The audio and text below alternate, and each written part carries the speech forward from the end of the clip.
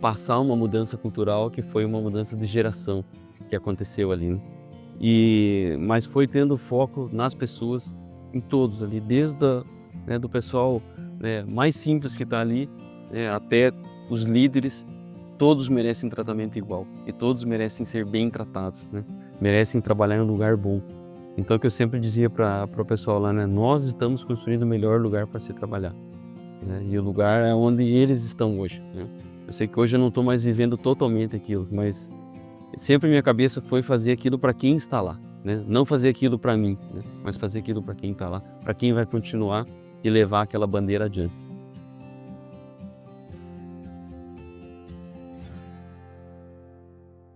Eu tive a oportunidade de estar fora do país estudando e no ano de 2005 eu estava na Europa e recebi a notícia de familiares em Passo Fundo que um grupo da indústria agro da Europa estava adquirindo a Metasa Agrícola.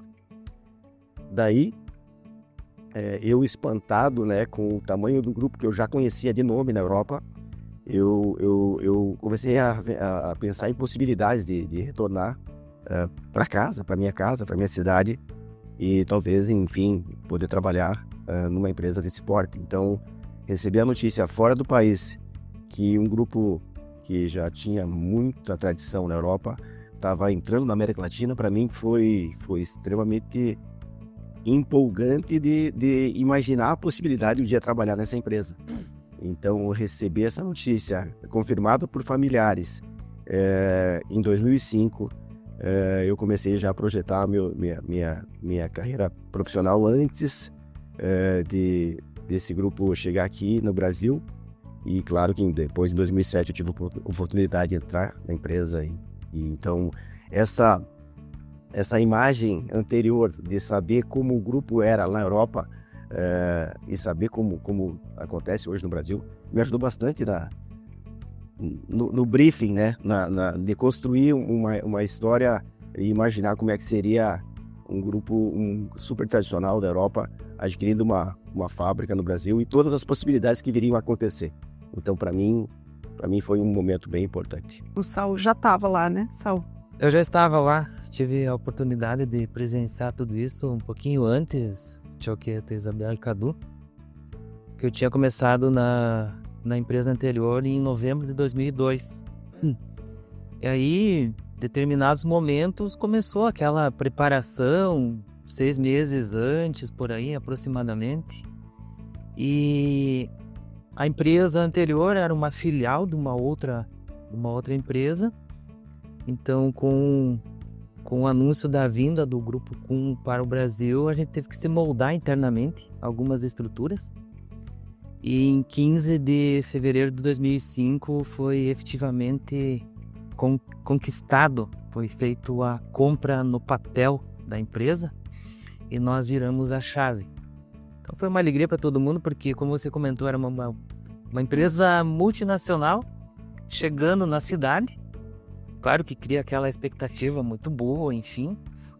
Então, momentos de alegria, mas aí começa o andar dos trabalhos, a gente começa a enfrentar algumas dificuldades, né, no passado. Um deles, por exemplo, era a própria língua, a comunicação, enfim. Mas o Grupo Kuhn sempre acreditou no potencial do Brasil. Eles foram muito pacientes, assim, de nos ensinar, principalmente os primeiros anos, a começar a sair de uma empresa familiar para uma multinacional. É um degrau extremamente alto, né? Do que se você comparar com as empresas brasileiras. Mas a gente conseguiu superar com muitas adversidades. E chegamos lá em 2007 junto com o Choqueta também, né, Choqueta? Relembrando um fato de 2005, nós tivemos uma crise importante do país, de uma seca violenta. Foi mais uma demonstração do Grupo Kuhn nesse momento, né, da aquisição da empresa. Passamos um ano dificílimo. A gente sabe que a agricultura é cíclica e nós tivemos em 2005 uma prova disso. Eu não estava em 2005, mas quem nos contava em 2007, nós estávamos na transição, era a contundência desse grupo que não ia se abalar por qualquer crise. E isso era mais um exemplo do que a Kuhn foi lá fora, né? Passou por guerras Em 2005 nós um pouco assustados, né? O pessoal assustado. Eu, quando entrei em 2007, estávamos na transição, mas ainda se comentava da consistência do Grupo KUM. E aí, 2007 em diante, eu pude participar de todas essas transformações, né, de uma empresa regionalizada, que era a Metais Agrícola, até o Grupo KUM. E fatos marcantes são muitos. Um dos principais exemplos, eu trabalhava na área de marketing, nós fazíamos feiras, e eu não posso esquecer do colega Nelson, do colega que é da área técnica, do colega Edson, que hoje está na parte de vendas. Nós preparávamos as feiras do país inteiro, e aquilo era uma ansiedade muito grande, porque a KUM já vinha expandindo o portfólio, ela já vinha expandindo, então nós conseguimos acessar novos clientes. Aqueles clientes que nós acessávamos com as máquinas, com as plantadeiras e semeadeiras, nós começamos a acessar com produtos importados também. Então nós começamos a crescer na área de atendimento do Brasil, e vocês são prova viva disso, que a gente continua fazendo isso. Então essa expectativa de como que o Brasil ia ser atendido por um grupo que já tinha muita tradição na Europa, ela foi crescendo gradativamente, e nós fomos avançando todas as áreas que nós podíamos pelo crescimento do portfólio. Legal. Ô Saulo, me diz uma coisa, que dia foi mesmo o início da operação que tu falou ali? Com a KUM foi 15 de fevereiro de 2005. Pois é. Do outro lado do Rio Uruguai, para cima aqui, né? Eu e Isabel já estava aqui na época da Montana. E eu lembro de uma história que foi realmente bem nessa data mesmo. Então eu tinha entrado aqui em 2004. Início de 2005 foi a primeira vez que eu saí do Brasil para a Europa, e eu fui para a feira acima. Eu e o antigo diretor aqui que me levou, que me conduziu, deu os primeiros passos em máquinas agrícolas. Eu lembro quando a gente foi para a feira, eu não conhecia nada, estava iniciando no mercado, né? Iniciando em máquinas agrícolas. E dentro da feira, para mim, era um negócio totalmente diferente, né? Então, uma feira fechada, uma feira na Europa, naquela época isso era 2005. E uma coisa que ele me marcou, assim, que ele me falou que eu nunca esqueci. Ele falou, ele passou pelo stand da KUM e falou, tá vendo essa empresa aqui, ó? Pois é, o dia que esses caras decidirem vir pro Brasil, pode esperar que o jogo vai mudar. Isso são, acho que devia ser 1º de fevereiro de 2005, mas justamente naquela data mal a gente sabia que as coisas estavam acontecendo, né? E tudo ia acontecer. Foi exatamente o meu primeiro contato quando eu vi a KUM pela primeira vez, foi nessa data aí. E mudou bastante, Cadu, porque além de a gente se moldar alguns princípios de empresa multinacional, como auditorias internas, auditorias externas, tudo mais. Tem essa parte comercial que o Choqueta acabou de comentar, expansão a nível Brasil com várias famílias de produtos, não só 2 ou 3 famílias que a gente dispunha na época. Então, internamente, o administrativo ele também teve que se moldar, e aí começou aquela corrida para investimentos, porque novas tecnologias, novas máquinas sendo criadas, novos mercados sendo abertos, nós precisávamos também moldar o processo produtivo.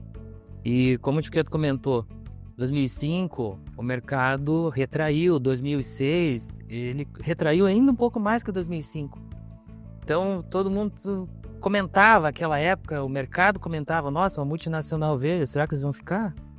E nós confiantes, dentro da empresa, confiantes, não, a KUM veio para ficar, a KUM está investindo no mercado, mesmo que o mercado não consiga reagir de uma forma tão rápida e esperada naquela época, mas a KUM não deixou de fazer os investimentos, acreditando assim numa visão a longo prazo e numa rentabilidade futura. Uhum. E claro, Cadu, que a formalização em fevereiro de 2005 foi o ato legal, a assinatura legal, mas um pouco antes já tinha começado algumas tratativas internas para poder adaptar e seguir dali para frente como uma multinacional. Aí muda administrativo, muda a fábrica, muda RH, muda engenharia, conceito geral. Como é que vocês se sentiram com essa história? A empresa entrou, né? Era um ápice de mercado e o mercado caiu. Vocês estavam na plena financeira, como é que foi isso aí? Nossa, Cadu, foi tenso assim porque, primeira coisa, falta de dinheiro, óbvio, empresa brasileira, enfim, todo mundo conhece o sistema no Brasil. Uma empresa europeia, ela tem um princípio mais conservador, enfim, e a gente sofreu os primeiros 2 anos porque a empresa brasileira, ela busca capital de giro no mercado. A empresa multinacional, principalmente as empresas de característica europeia, ela trabalha com capital próprio. Então era difícil para nós assimilar a nível Brasil essa estrutura, sendo que isso acontecia há longos anos na Europa, né? Mas aos poucos a gente foi, com a ajuda da Kuhn, a Kuhn sempre nos auxiliou nessa parte financeira administrativa no início. Nós conseguimos aos poucos ir girando a engrenagem, aumentando produção, aumentando capacidade, aumentando o portfólio de produtos, para começar a alavancar e decolar no mercado brasileiro também. E o próprio grupo nos ajudou comprando as máquinas e redistribuindo no exterior. Então essa é a força do grupo, da família Kuhn. Sim. Esse auxílio mútuo. Aí, uns 10 anos depois, veio a aquisição da Montana, né? E tem uma história que acho que vocês não conhecem, vocês dois aqui, o Cadu acho que conhece. A gente tinha passado um ano, mais ou menos, após a aquisição, e a gente tinha sempre as reuniões com os presidentes que vinham da França e da Suíça, né? E após esse ano, as pessoas ainda estavam se adaptando à nova cultura, né? Então, algumas pessoas ainda inseguras, né? Com o novo estilo de gestão. E daí eu perguntei para o CEO da nossa controladora, né? Que é a Bucher. Estava assim, meio preocupada. Como que a gente faz, né? Para facilitar esse processo de integração. Daí ele falou, Isabel, calma. Fica tranquila, porque isso demora 3 anos. Em 3 anos, os processos se acomodam, né? Tudo vai se acomodando. E não se preocupa, confia, porque eu já fiz isso 27 vezes. Aí eu, meu Deus, né? Que legal. Então, realmente a gente sempre sentiu, né? Com a alta administração, essa confiança, né? Pessoas assim muito acessíveis, muito abertas, né, Cadu? E eles passaram realmente essa confiança para a gente seguir, mesmo com as adversidades, né, que foram encontradas. E daí começaram a vir os expatriados, né, vieram da França para morar aqui e a gente foi percebendo, né, essas diferenças, tentando entender as diferenças culturais, mapeando essas diferenças e daí trazendo essa clareza para todo mundo, né, do que era diferente e aí que a gente tinha que aprender, né, pelo fato de ser diferente que a gente tinha que aprender um com o outro ali, né. Sabe, Isabel, que hoje a gente consegue olhar para o passado e pensar que o que nós vivenciamos de 2005 a 2010 em Passo Fundo, em 5 anos a gente conseguiu diluir em praticamente 1 ou 2 anos aqui em São José dos Pinhais, transferindo toda essa experiência, toda essa assertividade de alguns negócios, algumas tratativas, justamente para dar um up na antiga Montana. Então eu concordo com o senhor.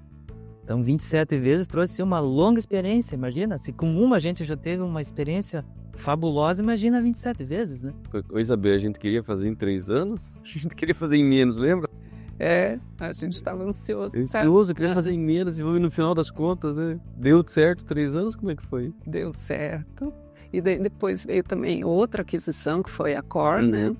A última aquisição da Kuhn. E daí a gente já estava, né, mais... Já sabia, né? Como é que fazia. E é isso aí mesmo. Né? Para mim, isso aí também foi um grande aprendizado que eu levo para mim até hoje.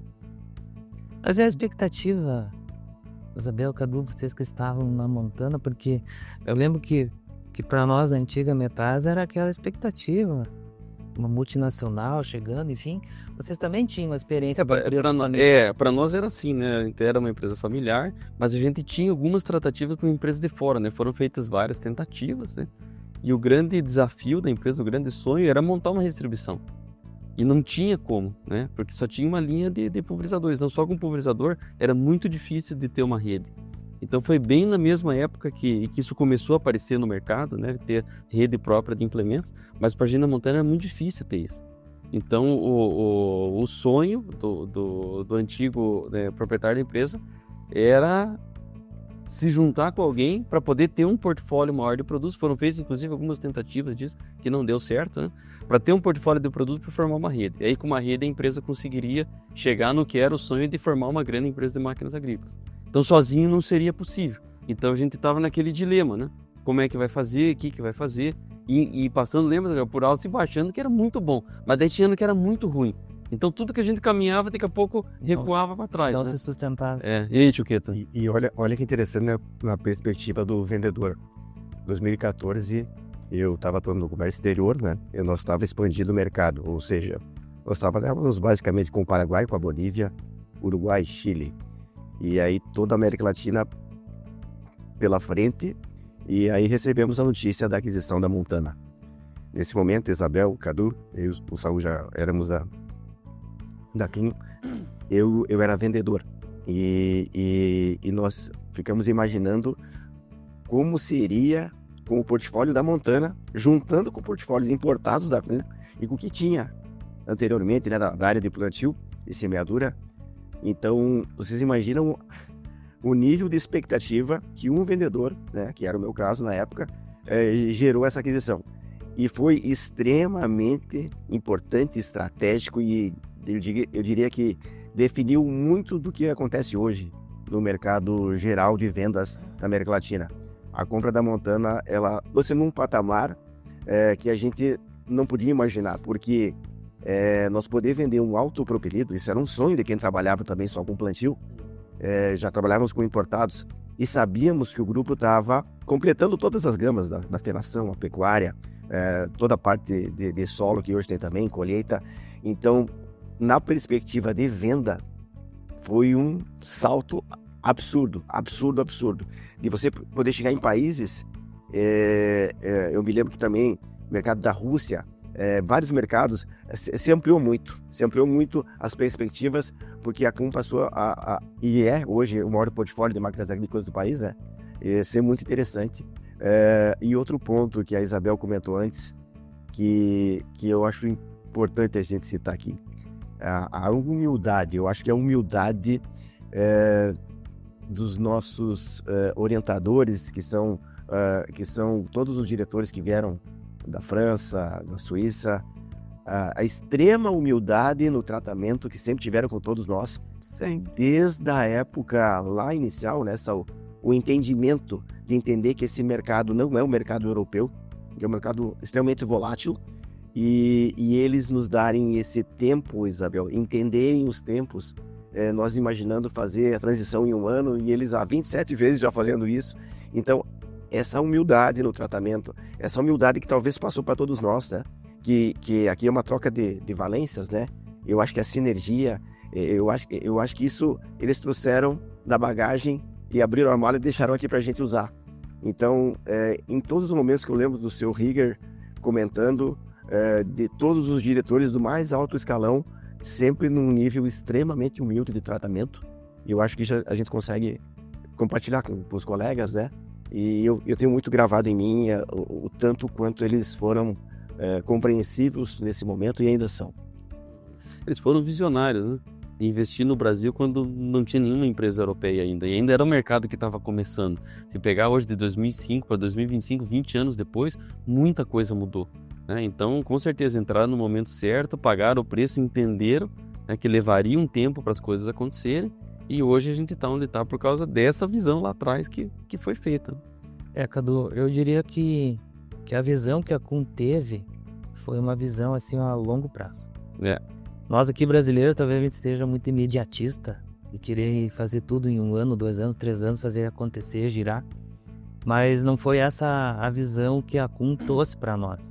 Foi a visão de fazer um passo a passo, bem assertivo, com calma, com tranquilidade e com muita perspicácia, buscando sim o resultado.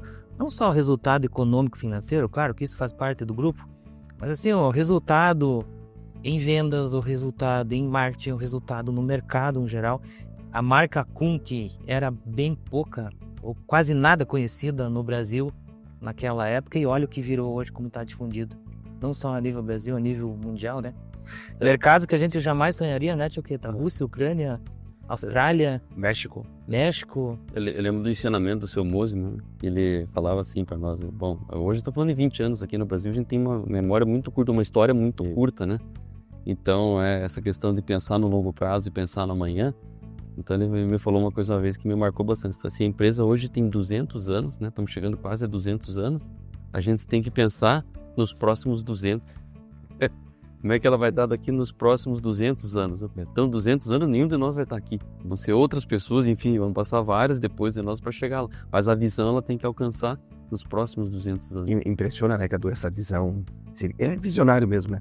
Tu imaginar que você não vai estar, são novas gerações que estarão, mas a responsabilidade de fazer o que tem que ser feito, né? Então, esse tempo é uma coisa que para nós, latinos, é um pouco diferente. Então, a gente, nesse tempo, acho que aprendemos É plantar uma árvore. Aprendemos bastante. E aí, por isso que depois tem uma história interessante que a gente, né, em Passo Fundo, quando o seu músico se aposentou, lembra o que nós fizemos? Normalmente tem a cultura dentro da comunidade de plantar uma árvore, né? Para as pessoas que foram importantes para o negócio. E para o seu Mosima, nós decidimos plantar uma oliveira, que eu acho que ela representa bem toda essa história, né? Então, uma árvore que demora para crescer, a gente está acompanhando isso lá em Passo Fundo, né? O Tioqueta que tá sempre lá, que eu tive mais um tempo lá, né? Ela sofreu bastante no primeiro ano, lembra? Eu achei, meu Deus, essa árvore vai morrer, não é possível. Essa árvore tá caindo folha, aí agora. Mas daqui a pouco, eu tive semana passada lá, ela tá cheinha de folha, tá crescendo, então ela demora para crescer.